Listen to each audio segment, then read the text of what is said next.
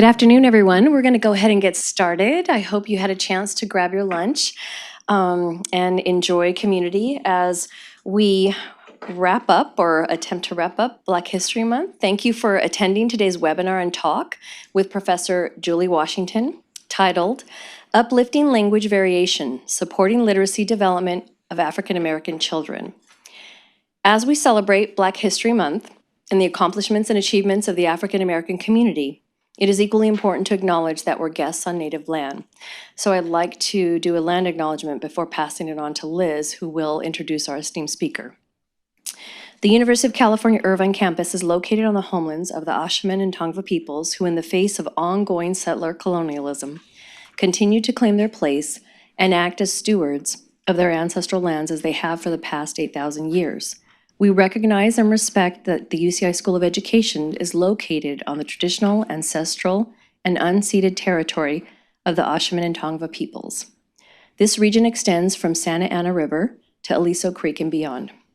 As a land-grant institution, we acknowledge the Ashaman and Tongva people as traditional land caretakers whose efforts to steward and protect the land continue today. Please take a moment to consider the many legacies of violence, displacement, migration, and settlement that brings us here today. Now I'd like to introduce Professor Liz Peña, Associate Dean for Faculty Development and Diversity, who will introduce Dr. Washington.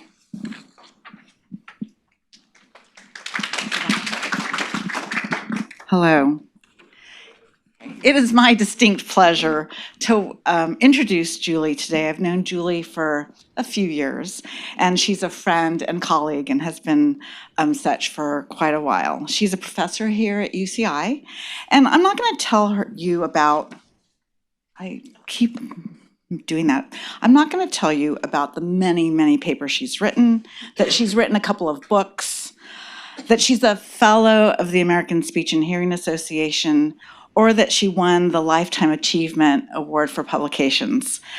I'm not going to tell you that she's the editor-in-chief of the flagship journal in ASHA, or her numerous boards, partnerships, or grant review work that she does.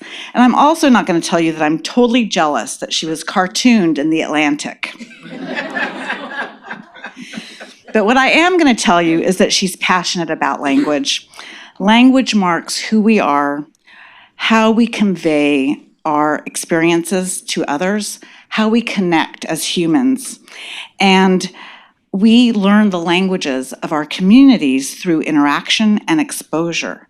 And when the language you speak isn't the language of the school, if you speak another language, if you speak a dialect of English, and one that is not written, then this can affect how you learn to read, and it can affect how your ability is judged. This is what Julie's going to talk about today and what she's most passionate about. How do we understand and value all ways of speaking and interacting to support children's success? This is language justice, and language justice is social justice. Thank you very much for your talk today, Julie. And I'm sorry I keep forwarding you. Oh, you have that. Thank you, Liz. She did my talk for me. I'm done. And so thank you all for coming. I am going to talk about language variation, and my real passion is African American kids and the relationship between the development of early literacy skills and later literacy skills, and poverty and language. And in particular with African American kids who are speakers of African American English, which is a variety of American English. And so I'm going to talk about that today. So I always start with definitions, unless I go the wrong way. What is language variation? Most people talk about them as dialects when we're talking about within language variation. Across language variation, we're talking about bilingualism. And so I'm happy to be at UCI, where I have many, many colleagues and students who care about language variation. I'm no longer a unicorn. It's something that UCI really cares about. And so when I talk about language variation, I'm talking about within language variation, we call dialects, and it's a variety of a language spoken by members of communities who are united by race, ethnicity, or region.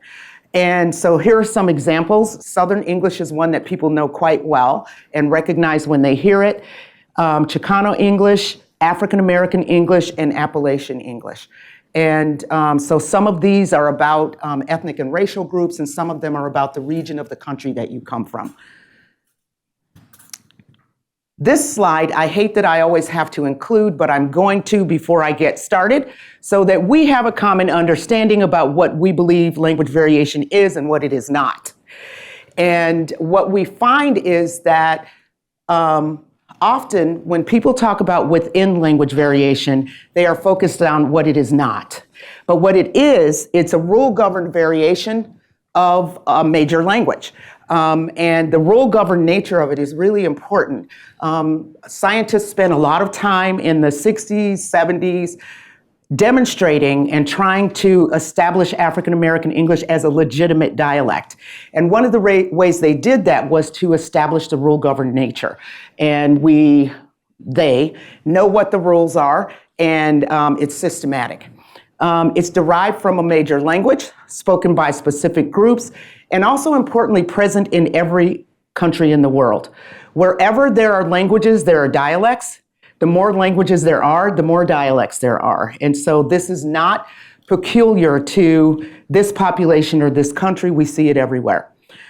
What they are not is bad reproductions of major languages. It's not slang, and it's not bad grammar, which is something we often hear from teachers. So when we see African American kids in schools using varieties of English, different sentence structure, different uses of morphology, teachers often try to correct. And that's one of the things I want to talk about today that has been very harmful to children, not only in their learning, but also I see so many adults who are traumatized by the way that African American English was related to when they were in school, where people are trying to suppress it and conflating who they are with what the teacher actually thinks about the way that they're using language. Dialects impact all domains of language. We don't talk about them all.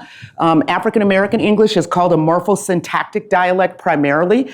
It influences the morphology and syntax of American English, so word endings like S, plural, past tense ed, and then syntax, word order relationships are different. But in reading, people primarily relate to the phonological differences because we use the phonological system to teach reading. And semantics, these are the rules governing meaning in language. When educators talk about semantics, they're always only talking about vocabulary, but it is not just about vocabulary. There are a lot of differences across cultures in the way words are used and what they actually mean to you. It's not just about vocabulary development. And then the pragmatics of language we seldom talk about, but pragmatics are really, really culturally driven. That the way you use language, pragmatics is the use of language in context. So how you use eye contact, nonverbal language, how close you stand to people. Indirect versus direct language use is a huge one for African American communities and majority communities. We are quite direct. Anybody who knows me knows I am very direct, and it is something that's valued in my culture. And in other cultures, many white speakers are very indirect, which is not valued in my culture, and in fact is considered kind of suspiciously. That my mother used to say, mean what you say and say what you mean. And if you're being indirect, maybe I shouldn't trust what you're saying. And some of those kinds of differences in the way language is used, people are not really aware of because there's not a lot of study of them. Everyone in the United States speaks a dialect, which is something I think is important to say because a lot of times people think this is about the other. This is about people who come from minoritized backgrounds. This is about brown and black people. There isn't anybody in this room who doesn't speak a dialect of either English or English and another language. When I was growing up, African American English is a stigmatized variety. And so when you speak it, people think it's bad grammar or, you're just not speaking English well. Well, that's not just people on the outside. That was my mother too. So my mother's thing was, we speak the Queen's English in this house. And I'm here to tell you today there isn't a person in this room who speaks the Queen's English, unless the Queen is here. She's the only one who speaks her English. The rest of us have some variety of English that we speak because of the cultural background we're from, the part of the country we're from. I'm from Seattle. And when I moved to Georgia when I was in undergrad to go to Spelman. And when I got there, I used to tutor reading to make extra money. And I worked with this little boy who was like 9 or 10 years old. And I thought he had quite a pronounced dialect. He had quite a pronounced accent. And I thought I had none at all. So, because I'm from Seattle. So then I started talking to him and he said, huh? And he started talking to me and I said, what? And he said, what? We did that for 2 weeks before we each became familiarized with each other's dialects, and then we could communicate well. So no matter where you're from, you speak a dialect by region, and then there are some cities that have their own dialect. You'll see that Chicago's on here, Boston, New York City. Louisiana's very special. It has more dialects probably, per square mile than any place else in the country. And so there is a lot of language variation in this country that we don't often acknowledge. We only see it as relevant when we're talking about people who are from minority backgrounds, but everybody speaks a dialect. When we're talking about kids who speak dialects, we refer to them as bidialectal or multidialectal speakers. And so a bidialectal speaker is someone who speaks two dialects. So African American English and General American English, which is what we now call Standard English. But there are lots of people. When I was I came to UCI from Georgia State University in Atlanta, and this example was an example of a student in my class. She spoke Southern English because she was from the South. She spoke General American English because she was well educated. She spoke Gullah because she was from the Gullah region of South Carolina, which is a major dialect of American English that is very, very different actually from American English. It's closer to African languages than American English. And then she spoke African American English. So she had these 4 systems that she could bring together linguistically, but more importantly, they also signaled for her a distinct identity and group membership for each one of them, separately and integrated.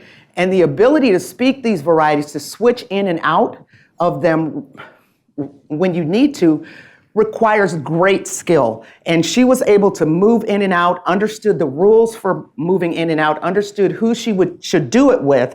And with exposure, most speakers will do it naturally. We all do it. The people in this room, you have your formal way of talking, your informal way. When you're with your friends, a job interview, your pastor, wherever you are, we all learn to do this. And so for people who speak different dialects because they belong to different groups, this is not just about language, it's about identity, and it's about belonging. So I'm really interested in language variation and achievement. Across the world, language varieties have been identified as having an impact on any language-based skill, and particularly I'm talking about reading and writing also. I'm not talking about writing, but reading and writing literacy skills are really impacted by language variation.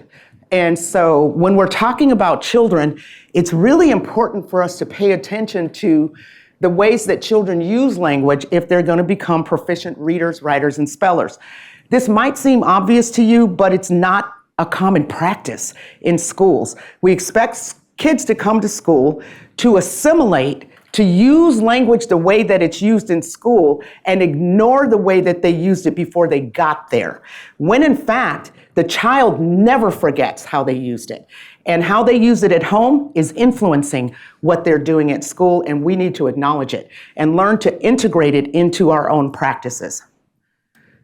When it comes to language variation in reading, we know that teaching reading to children whose language at home differs from the oral language of the classroom and from the linguistic structure of text adds an additional layer of complexity both to reading instruction and to learning to read. And so using these two varieties can complicate all these language influence skills as much as learning two languages for some kids. Not true for every child who speaks a dialect. And so I'll talk about the kids who are influenced probably the most that we're seeing. And they're actually the focus of our research now, is those kids we know are really being influenced. So my students who are in here know I'm all about seminal research because it influences everything we do and has brought us to where we are. And one of the seminal pieces, I hate to say, from 1969, we're still talking about this and we're still trying to figure it out. So this is Kenneth Johnson, who talked about the reading problem in the African American community has always been an issue. As you imagine that if we went from slavery to segregation to unequal schools, that reading has always been in the middle of all of that. That he hypothesized that for many African American children, the mismatch between the language system used at home and the one used at school increases the cognitive load and makes it harder to learn to read. And I'm not going to talk about language impairment. That's just a whole nother issue. But except for African American kids, many of the characteristics of the dialect overlap with the characteristics of impairment, which has caused a lot of problems actually in schools and in clinics. But the mismatch hypothesis has been around forever and ever. We just were never, and I've always talked about it as being at the root of some of the reading problems we see, but we couldn't prove it until we had some better statistical models. And so this is a paper we wrote in 2015. I was a professor at the University of Wisconsin-Madison then, and was working with Mark Seidenberg, who does computational modeling. So he creates these theoretical models about how language and reading work. So I asked him if we could finally prove or disprove the mismatch hypothesis. So in a nutshell, what he did was build a theoretical model where the spelling and the pronunciation matched or didn't match. And we looked at how the model responded to it.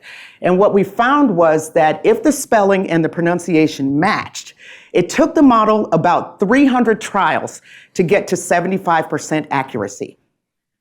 When the spelling and the pronunciation didn't match, it took the model more than 1,000 trials to get to 75% mastery. That's what we believed was happening to kids. And that's what happened with the model, that it needed more exemplars, it needed more practice, it needed more exposure in order to master spelling. And that's what we see happening to kids in school.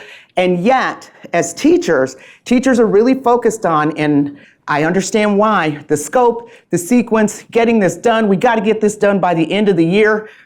And they move on regardless of whether kids are coming along with them. And one of the things that we know is that if you come to school from a code, whether it's a different language or a different dialect that's very different than school, you need more time. You need more exposure. You need more practice. And often kids aren't getting that and they're getting left behind. So this is a project where I'm going to talk about some of the data today. It is the sort of foundation for the work that we're doing now, the things that we learned in it. From it, we've now moved on from those and are asking some different questions. We called it the Georgia Learning Disabilities Innovation Hub, Research Hub.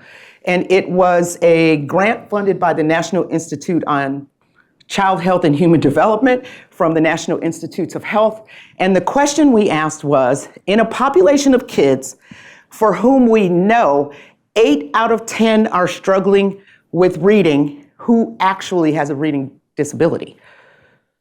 So if 80% of the population is struggling with reading, how do we find kids who have a reading disability? And you're looking at me like I'm going to answer that question. We still can't answer it.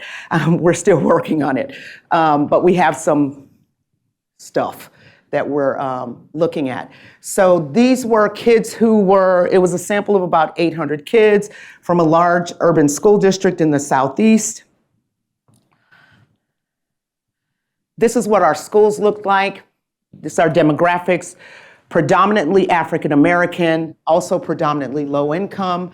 One of the things that we learned there that's so different from what happens here is that those first 4 schools are public schools, and almost all the kids in the school were low income. We could not find the middle income kids.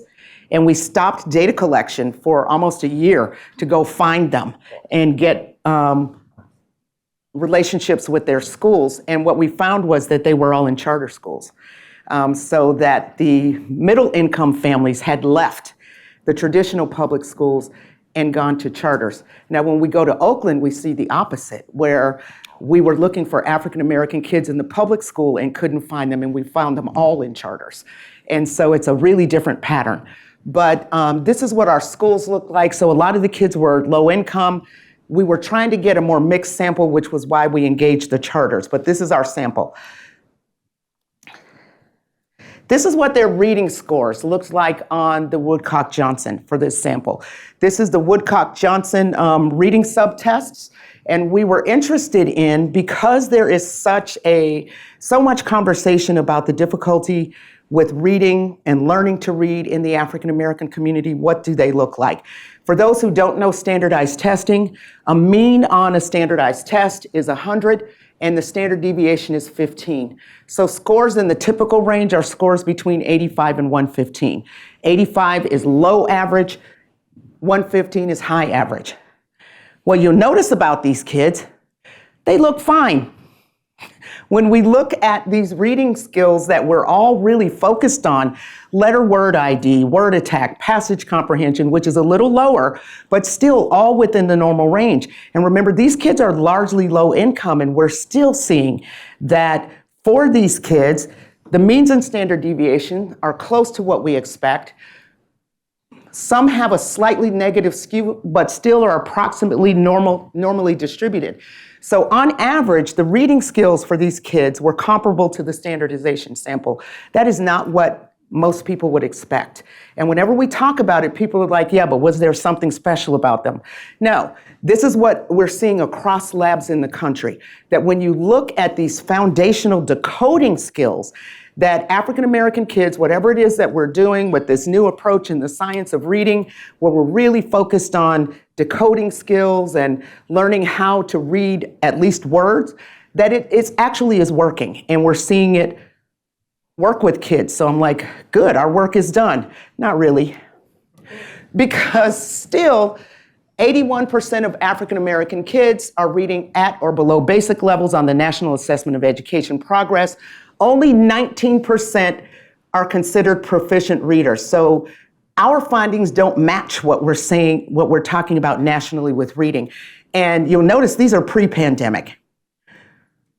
After the pandemic, it looks even worse. I spent the last 4 days in a school in Atlanta. It was so much fun. But what we saw is that we have kindergartners and first graders who weren't really impacted by the pandemic because they weren't in school yet. They're doing fine. The third and fourth graders are doing really, really poorly. And, you know, one of the things that the NAEP showed after the pandemic was basically the Matthew effect. How many people know the Matthew effect? The rich get richer, the poor get poorer. And what we saw after the pandemic was kids who were doing really poorly before the pandemic were the kids who were impacted the most by the pandemic. So if you were in the bottom 10th percentile, you lost like 10 points on the reading part of the NAEP in fourth grade, which is huge. We've never seen anything like that historically.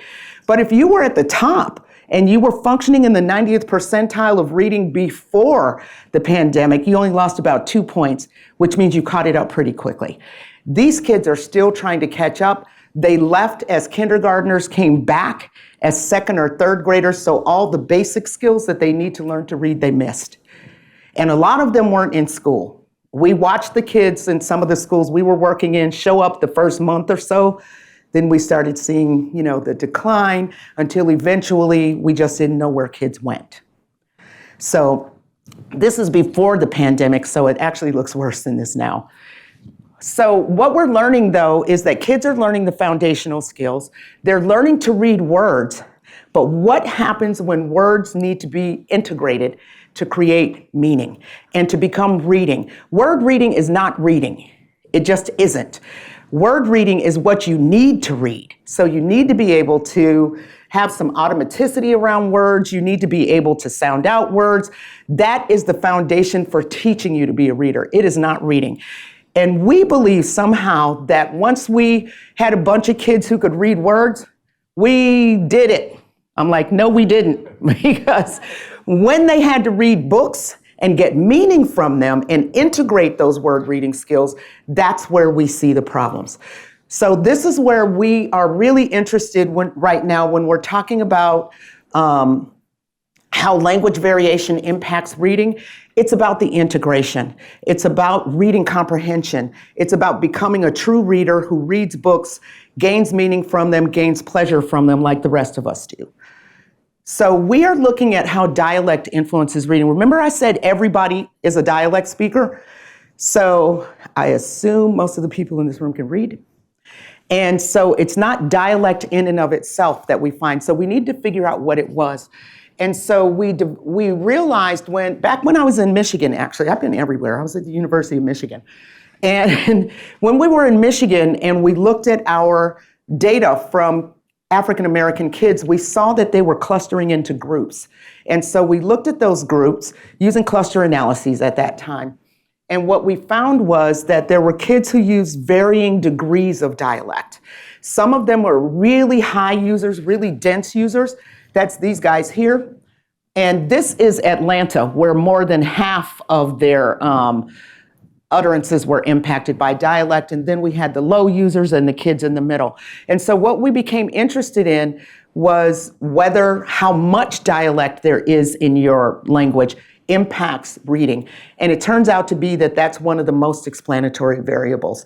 And so that idea about, speaking a dialect influences reading just as much as speaking two languages turns out to be true for the kids at the high end. The kids who are at the lower end may be having difficulty with reading, but it's usually not their dialect or their language variation that's influencing the outcomes. But the kids who are at the higher end have more work to do to get to the text. So we see this moderate inverse relationship between dialect density and reading and writing outcomes. The larger associations for children, and there are associations for children who have language and reading impairments, but higher dialect density is related to slower growth in literacy over time. And when I say literacy, the Puranik et al. Article is about writing. We saw the same relationships in writing that we see in reading. So density of dialect predicts performance on general language assessments. This is the syntactic processing subtest or sentence processing subtest of the test of language development. And you can see, now there is apparently a pointer on here. I have never done this before because this one doesn't actually point, and I'm not going to today apparently.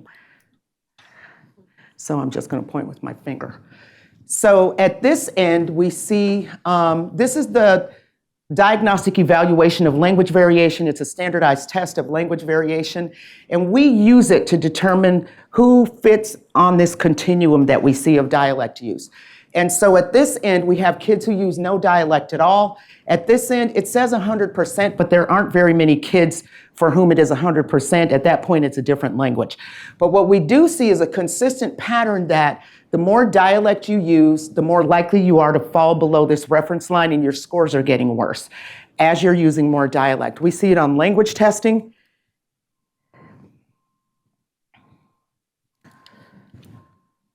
And on reading assessments. So this is 1st through 5th grade, the Woodcock-Johnson passage comprehension subtest. So with each grade, we see that the more dialect that kids are using, the less well they do on passage comprehension.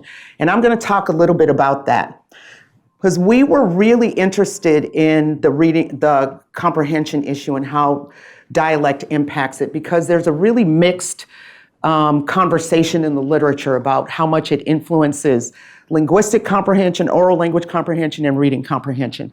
So we use the GORT-3, the Gray Oral Reading Test, and I like the Gray because the kids are reading out loud, and it influences some other complexities, but it also allows us to hear what they are doing.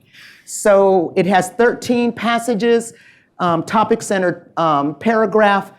Passages vary in terms of length and syntactic complexity and vocabulary as the test goes on, and it's for kids from 7 to 18 years old, so from 7 to adulthood. And so what we did with them, we had kids read aloud, and we had some idea just from what we know about dialect, that if you're a dialect speaker, it doesn't matter if you're reading a general American English passage, you're still going to use dialect. And so we scored the passages twice, once to identify variations from print, which are called miscues, and then to identify those variations that were consistent with African American English. So what are kids doing and self-corrections we also looked at further for their relationship to AAE. Self-corrections are interesting because most of the self-corrections are kids realizing that they used a dialect feature and then trying to change it to look more like the text. So the miscues were very informative. But what we found was 92% of African American kids are using African American English during reading, and certainly during oral reading. And remember, this is a general American English passage, so we don't expect to see it at all. But all kids were doing it. 21% of the variations from print were African American features, and there was a low negative correlation between overall dialect use and accuracy. As the use of AAE increased, rate and accuracy decreased. Why? Because the kids had to make choices. They were making trade-offs while they were reading. So they appeared to be improving accuracy in reading the text by slowing down. But that reduces your score on the test because rate is part of the scoring. So what we saw in these early passages was kids who seemed to be making an intentional decision to slow down, read every word on the page. And they were fairly accurate. Didn't mean they could answer the questions because they used a lot of their energy trying to be accurate, right? And so then as the passages got harder, we saw, like in the penultimate paragraph, the one where this test is almost over for you, we saw kids using a lot of dialect. And now they're focused on comprehending the paragraph. And so they had to give up that structural accuracy to try to focus on the more complex vocabulary, the more complex sentence structure, because they knew at the end they were going to have to answer questions because they've been answering them all along. So what we saw with these was, in the earlier passages, the trade-off was with rate, and so you lost points because you were slow. In the later paragraphs, you also weren't very fast, but now you're not accurate anymore, and you're going to lose points for that. And so we saw kids' scores really coming down because of the trade-offs they had to make because they were dialect speakers. And then, because you're a limited information processor, you can't do everything, they couldn't answer the questions, because they used all of their cognitive energy on trying to read those passages. And so that's one of the things that we see with reading comprehension, where we know that if I have to do this in a way that focuses on me making this switch in order to respond to you, then a lot of my energy and a lot of my resources are consumed, and I'm not likely to do well when you actually do the testing. So it was also important, though, to remember that when dialect speakers are doing poorly on language and reading assessments, it's unclear whether their performance is a reflection of their ability to perform, which was what we saw, or their competence. So is it really that they don't understand what's going on, or is it that they had to expend so much energy, which is performance? In order to do what you're asking me to do, I had to use all my resources. Now I can't show you what I know about this text. And so we're really focused in my lab on trying to distinguish performance from competence. What do kids actually know versus what they're able to do? And we see this on assessments all the time. And we often see traditional language measures. The worst tests I have ever seen, I'm a speech pathologist, are language tests. Reading tests are better. They're not great, but they're way better than language tests. Language tests are horrible. They conflate dialect use and communicative competence so that kids who use the most dialect are seen as the least competent because they're always asking them to code switch in order to respond. You need to use General American English and give us General American English structure, or else it's wrong. The problem with that is we're not testing code switching. We're testing we're testing sentence complexity. We're testing morphological awareness. We are not testing code switching. So I don't actually care which system you're using when you answer, as long as you're doing the task at hand. And so that's one of the things we're trying to change, how we develop these instruments and allow children to respond. That's what we were doing in Atlanta. We have these tests that we can, or these sentences that we developed that we can use. We administered them to kids to see how they would respond. And we're going to use their responses as a prototype for a larger assessment instrument that allows you to use dialect when you're talking or when you're performing on these tests. And our dense dialect speakers are really burdened. The cognitive load for them is significantly higher than it is for the kids in the low categories. All right. So that brings us to cognitive load theory is something we're really interested in. Every item has an intrinsic load. It's either hard or it's difficult, just like on those passages. Some of them are easy, some of them are difficult. That's the intrinsic load. And we can alter that with instruction, but some are hard, some are easy. What we're concerned about is the extraneous load. The things we're asking kids to do that don't actually help them learn to read or don't actually tell us anything about their competence. But because they are expending their energy on all of these things, all of their cognitive resources, it becomes the extraneous thing that eats up the resources, and then we are not seeing them learning. It doesn't help them learn. It just takes up the resources. We're trying to free those resources and make it easier by not focusing on all the time on having to code switch. So my students know we're talking about translanguaging. We're not talking about it the way they talk about it neurally. We're talking about giving kids access to their entire linguistic repertoire when they're learning how to read. Because one of the things that happens when African American kids get to school, and people who study bilingualism know the same, is that they get to school and all of a sudden is stop talking that way. That's not grammatically correct. That's not how you do it. And then all of a sudden the kids move their attention away from what we're actually trying to teach them to make sure they're doing it right. I saw it in college students, like 24 years old, would be talking to me and I could see the stress in their necks and on their foreheads while they're trying to make sure they say it right. And my response is always, I can see the tension in your face. What are you doing? And they're like, I just want to make sure I say this correctly. I'm like, I'm not worried about you saying it correctly. Just tell me what you think. And so you had to give them permission to do it. But they have a lot of trauma when you talk to them about us always trying to suppress the way they use language. So when children are given the opportunity, they will use both systems, and we see it all the time. They will use one system to support the other system. Translanguaging is a way that we're trying to allow them to do that so that it can support learning new tasks, especially reading. There's a book by Louisa Moats that says teaching reading is rocket science.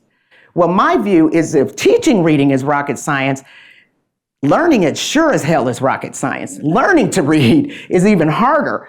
And so we're training teachers and kids still aren't learning to read. They're learning how to read words. So we need to free it up for them and give them the opportunity to learn. I know Stacy came over here because I'm out of time.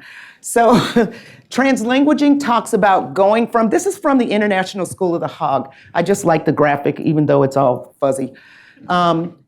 What kids are trying to do is to go from their mother tongue or identity language to this new language, which is the language of school. Even when it's English, it's a new language. It's the language of school and the language of text, which they have not learned at home. And so they have this little puzzle piece that this person is carrying that's trying to connect these two.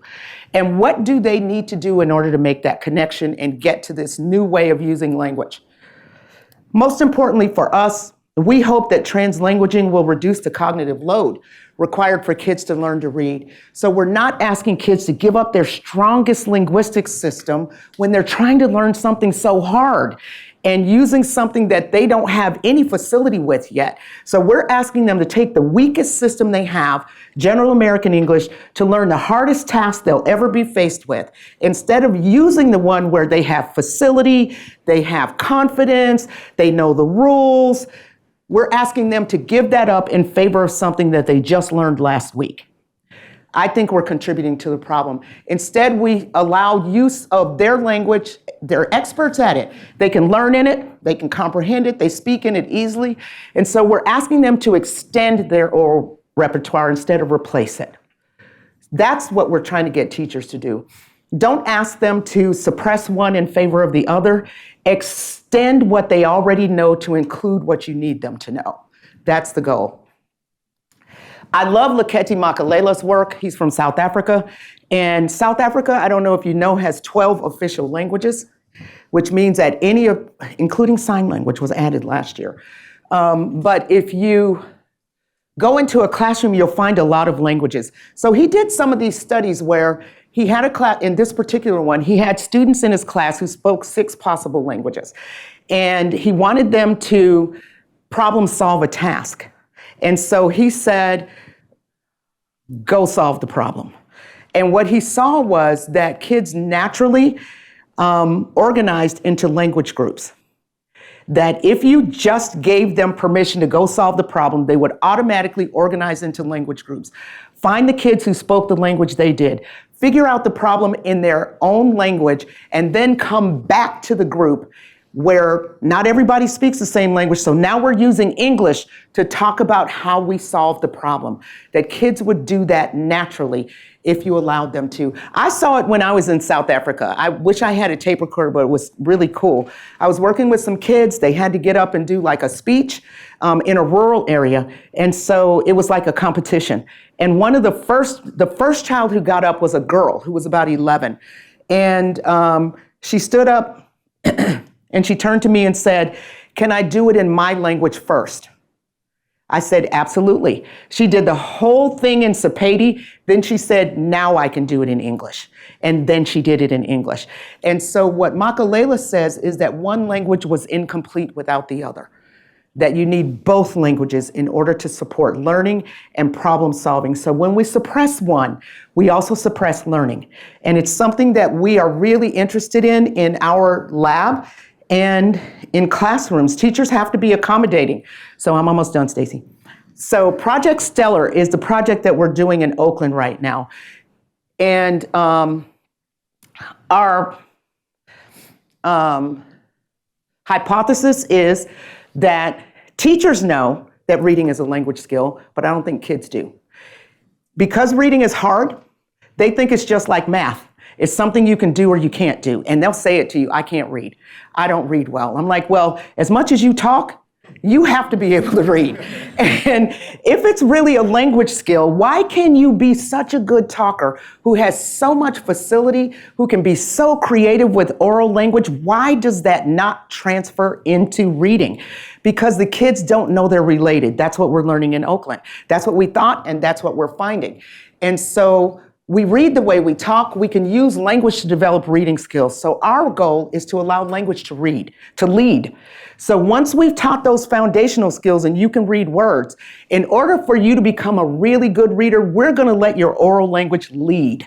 And so we're in there with these kids and they say things like, I love coming here because you let me talk. And we watch kids who we all say come from an oral tradition. And then we tell them to be quiet when they get to school. And when we don't tell them to be quiet, they work out problems orally. And so we're making the connections between oral language and print, including the fact that when we talk about reading fluency is about the rhythm. African American English is so rhythmic. There are so many things where the rhythm and the pitch and the stress are what carry the meaning. My students have heard me say this before. We used to play this game where you say, mm-hmm. And you say, mm-hmm, with as many different, intonation as you can. And every time you change it, the meaning changes. So you say, mm-hmm, mm-hmm, mm-hmm. And you don't say any words, you just say, mm-hmm, and you see how the meaning changes just by changing the pitch. That's what fluency is about. So when we had kids do it orally, and it's like, use your body, use your pitch, use your stress. One of the girls said, I didn't know that's what reading was supposed to sound like. Yes, you're supposed to vary what you're doing. And when you vary it, you are signaling that you understand what you're reading.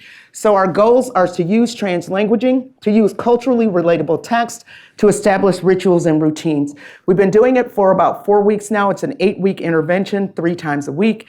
And it seems to be working for kids. At the very least, they love to come and they love to read, and they are now making connections between what they said and what the text is doing, which is something they were not doing before. So I'm going to go to the last slide. Our guiding principles are, it's possible to help kids learn the classroom variety without negative messages about their home language. The challenge is to balance respect while also helping them gain facility with the classroom language, because we know they have to learn it, but the way that they learn it is what we're concerned about. If you leave them alone, they're capable of doing this work by themselves. And what they really need from us is support and scaffolding. We need to get away from the deficit view that we have about the way kids use language and the way that we treat it in classrooms. I had a girl say to me, who was my student at Georgia State, the teacher used to have her put a pencil in her mouth and bite on it to improve her pronunciation. Like, oh my God, so now she's 24 and she won't talk.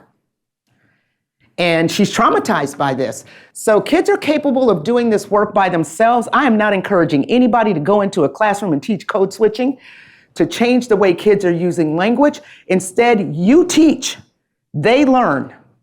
And if you see something that is happening with everybody, make it a lesson, not a kid who's pulled away from their peers, in front of their peers, and corrected by you. These are not corrections, it's teaching, it's learning. And I believe if we do a better job of this, we'll do a better job of teaching African American kids to read. We just need to be more supportive and knowledgeable about the language that they're bringing into the classroom. That's it. Yes. Thank you. Awesome talk. And I guess we'll start with any questions from the audience. Carol. So, I can see how this process is perhaps easier to do in reading than it is in writing, because it's oral and it's sort of back and forth. But in writing, how can a teacher encourage translanguaging? You know, one of the things about writing that's interesting to me is that teachers are really comfortable with the idea of invented spelling, but not letting you write in dialect. Why can't you write in dialect and get your ideas out the same way that you would encourage kids to do with phonology when they're learning how to spell? And so when kids are learning how to spell, we say, we don't want to correct their spelling because it influences how much they'll write.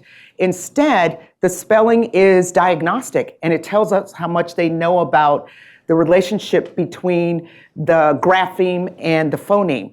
And so we allow it to develop over time in a developmental way, but that is not something that we allow with dialect.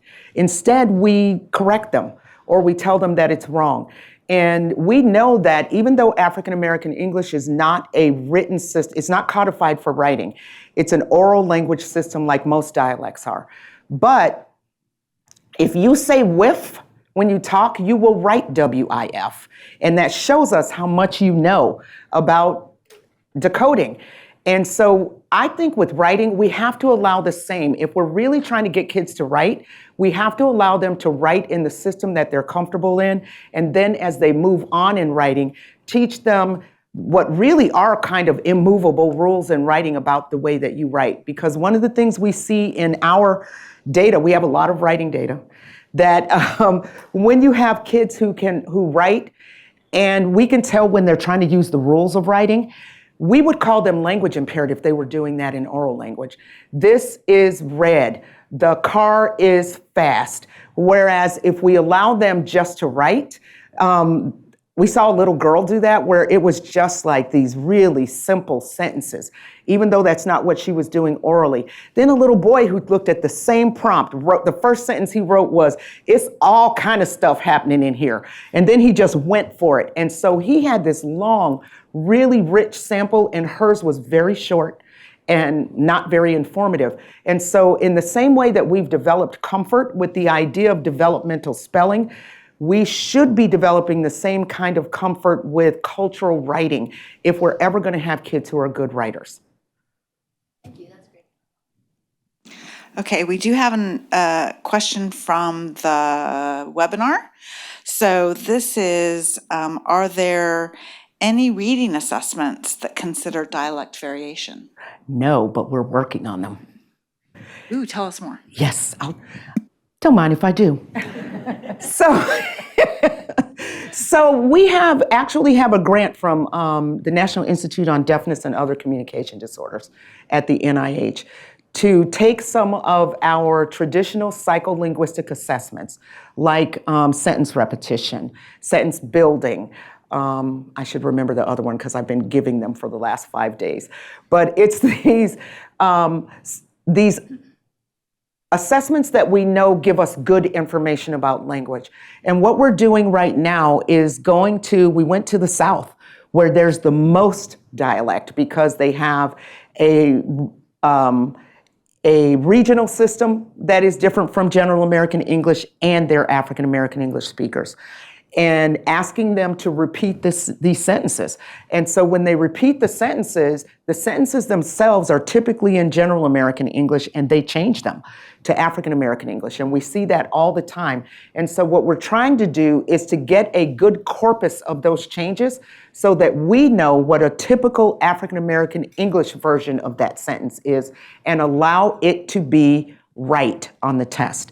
So we're not trying to develop separate tests, although we may end up doing that. What we're really trying to do is influence the way that we respond to these items on instruments, because the kids are not doing what we expect them to do, and they are being penalized for it. You and I have talked about this. There's this test that my students know I love this one item on this test. It's called sentence combining. And the kids are supposed to take two sentences. The sentences are presented in General American English, and they're supposed to combine them to make one sentence that is more compact. So it's a little shorter, but it combines both ideas. So on one of the items, it's Ray is very big, Juan is very big. And the response is, they both real big. That's what the kids say. Why is that wrong? What they didn't do was to take the structure that they used on the test in order to combine it. But what they did do was combine. They combined, they made it shorter, and they maintained the meaning. And so what we're seeing with a lot of kids is that they always get the pragmatic piece. And so they're really focused on the discourse, the communicative competence, making sure that we maintain the meaning, but they change the structure. And so what we're trying to do is to develop instruments that allow them to use that structure in order to show what they know. Because when we don't allow them to do it, they get the items wrong, and that's that performance versus competence issue. They're not showing us what they know, they're showing us what they can do with that structure. Alejandro. This talk is great. One of my favorite things about is how you're taking languaging and expanding it to like within language, typically Yes. only for multilinguals, bilinguals, but the way that you're using it within language variation. So I was wondering if you could talk about how you, like your journey from taking this concept that's typically been used with bilingual and multilingual communities and sort of like applied it into like within language variation. Well, I started reading Ofelia Garcia's work, actually, and she's a little more radical than I am, but I do like the idea of translanguaging. I like the idea of, we were really trying to find a way to move away from having teachers in the classroom with kids who are still developing language, trying to change the way that they're using language. And so some of it is about culture and respect for the cultural language, and some of it is developmental. So these kids, if you're a first grader, you're learning how to use like complex structures. You're still trying to learn all these things about language. And then you have this authority figure come to you and say, you need to change what you're doing and do it this way. So, from my vantage point, not only do I not like the idea because of how it makes kids feel about themselves, because when you tell me that my language use is wrong, you're telling me that my mother, my grandmother, my cousins, everybody in my life uses language the wrong way. That is not a good message. And this idea that kids are separating from, kids are not motivated in school. Well, yeah, you're telling them they're not good enough, or that they need to change in order to be a part of this culture in school. And so some of those kinds of things, I was like, we've got to be able to do this and do it in a better way.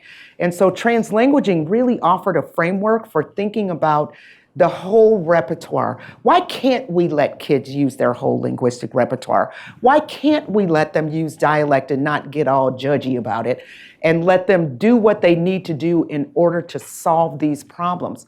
And so translanguaging really, for me, represented a way to move us forward in a way that has some theoretical support to get kids using their language and give teachers a way to talk about what you're doing with kids when you allow them to use their language. Now, we are not going to change everybody's mind, and I know that. There are some people who are like, oh no, they need to use the King's English. I had this lady tell me that one day.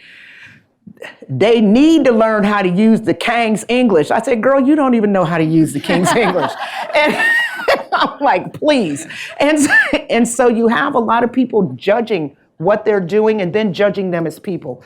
And so, we need to I just knew we needed to get away from sort of this deficit view of what dialect is. And I would like to say, for those who were old enough to remember the Ebonics controversy, they were right. They just didn't have the data to support what they were doing, or the science to support it yet. We now have it. And I've thought about writing John Rickford a letter and saying, you were right. He was just trying to do things that he was ahead of his time. We weren't ready for it yet. Some people are still not ready for it, and we'll leave them behind, because many of us know that we need to be doing this. They also tried to create dialect readers. The problem is that it's not codified for writing and for reading. And so when you write it, the kids think it's inauthentic. That's not the way I talk. That's not the way I would say it. And so until it becomes codified, if ever, and I promise you it's not going to be me who does it, but somebody will someday do it, then we can talk about it in readers. Instead, what we see now is that it's in quotation marks. So when somebody's speaking, you'll see dialect. And that's basically just oral language on paper. And so Alejandro, I just knew we needed something different, and translanguaging allows us to think about it differently. Can I ask one more question? This is my question. Can we codify it though? I mean, I don't know. Because language is ever changing. I mean, that's kind of what that wasn't really the question I was going to ask, but I'm just curious. It is ever changing, but one of the things that we see in Arabic is that when the oral language and the written system don't really keep up with each other, they become like two different systems. And so that makes it even harder to read. So Arabic never changes in its written form. So it's almost like Latin. It's like a dead language to be sure that people across the world can read the Quran. And so it just doesn't change. But as you said, when people are speaking, the language changes every year. You add new words, you add new ways of expressing meaning. And so over the years, as the Quran and written Arabic has remained fixed and the oral language has diverged from that, when it comes time for schools to teach Arabic-speaking kids to read, their oral language is so different from the text that it becomes like learning a different language, and that is a real problem for them. And so the reading levels in the community are quite low. The literacy levels are really low because that mismatch is huge. And for them, it's a mismatch within the same language, but it's not dialect in the same way. Eleanor Sai Haddad studies this, and she talks about, what's the word she uses? Diglossia. Mm-hmm. And she talks about it as developing into two tongues of the same language. And so there are some consequences for allowing them to grow separately. I'm sure, The what? Can you repeat that name? Eleanor, Elinoer, Saigh, Saiegh, and it's hyphenated, Haddad, Haddad. She does really great work. She's at Bar Ilan University in Israel. She does really nice work. She's done most of the work on reading and writing in Arabic. well, I'm sure we have many, many more questions, but we have come to an end Ooh, for thank today. But thank you so much. And thank you all for being here. Thank you, Julie. Thank you. This is Thank you, great. Liz.